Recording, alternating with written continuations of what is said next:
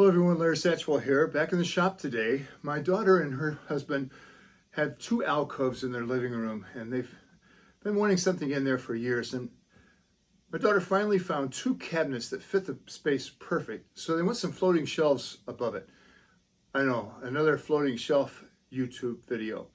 But I want to thank Rusty Dobbs. He's done all the research we need, so I'm going to follow his plans and make 6 floating shelves that are going to fit into that alcove. First thing I'm going to do is mark off everything I need. So I've got one for the left side, one for the right side. They're a little bit different size. One size 54 3/4, the other size 54 1/2. I've marked off where the studs are so that we can put the screws in there. And then I've got the braces marked off on about 1 foot centers. So the first thing to do after that is to make the cuts. This piece is going to get cut into 1-inch strips for the main component, so I'm going to cut them all to the same size.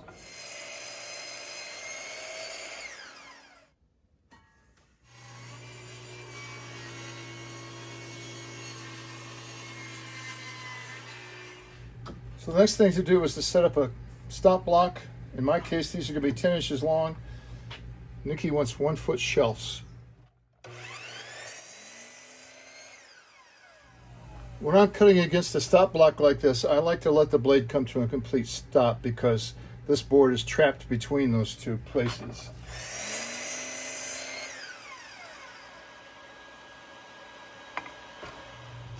For the dowels here, my friend Pat Salter gave me a thing that I think it held pots a long time ago, probably in the last century. And it had these dowels in it, and they're oak. I drilled a 3/4 inch hole, and it was just a little bit too big, and 11/16 was a little too tight. So I knew I had to take the finish off of it anyway.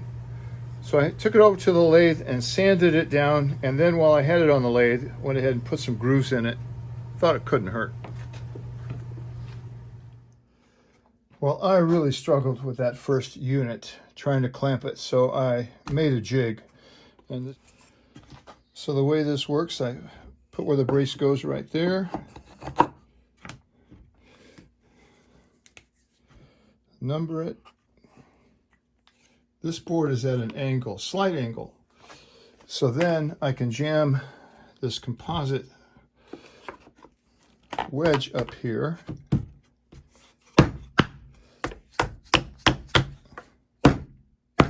Until everything is tight. I drilled this pilot hole here at the drill press, so I know it's pretty straight.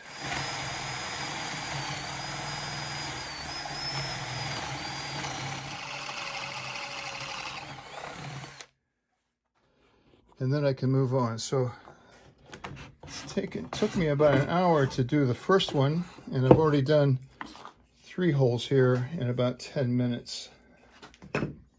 Pretty excited about that. I'm going to set this up here. I want the blade, I'm using my setup bars. I want the blade to be 1/2 inch high. No more, no less.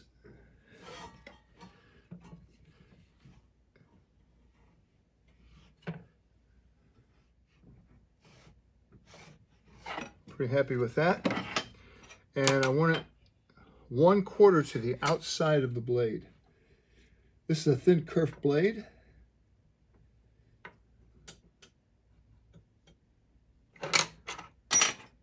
Pretty happy with that. And with that, I can make the first test cut.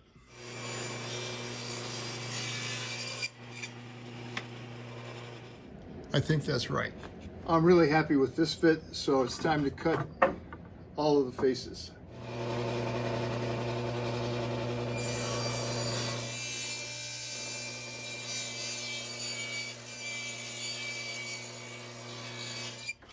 So using my setup block, I've lowered the blade to 1/4 inch and moved the 1/4 inch to the inside. And now I'm ready to cut these. The board will fall away this direction.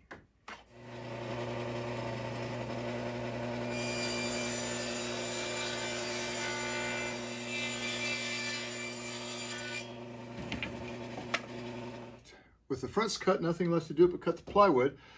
I've got the fit set at 11 3/4. This plywood comes in 5x5 sheets. I need 12 strips.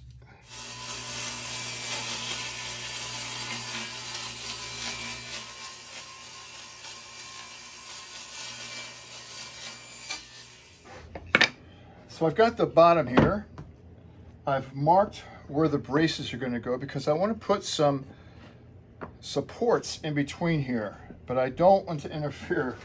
That's the last thing I want to do, is interfere with sliding this thing on.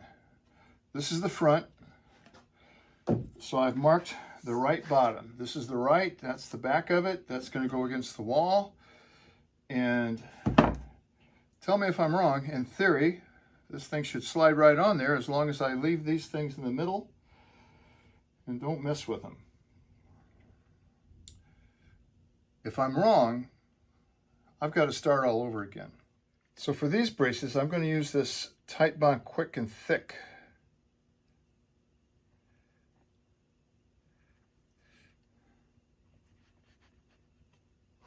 I'm just putting all this on there as a precaution. I don't want this thing to wave. This is a long shelf. It's 54 plus inches.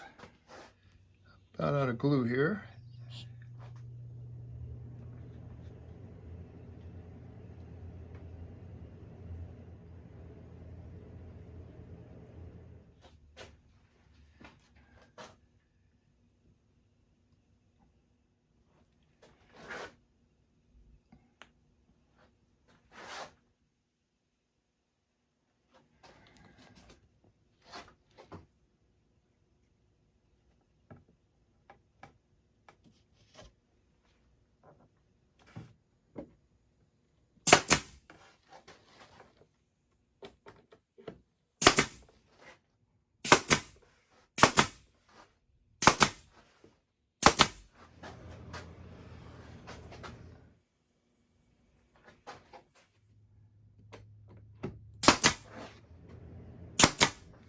Five more.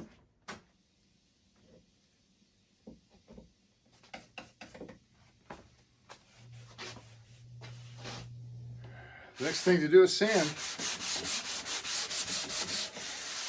Knock these edges off.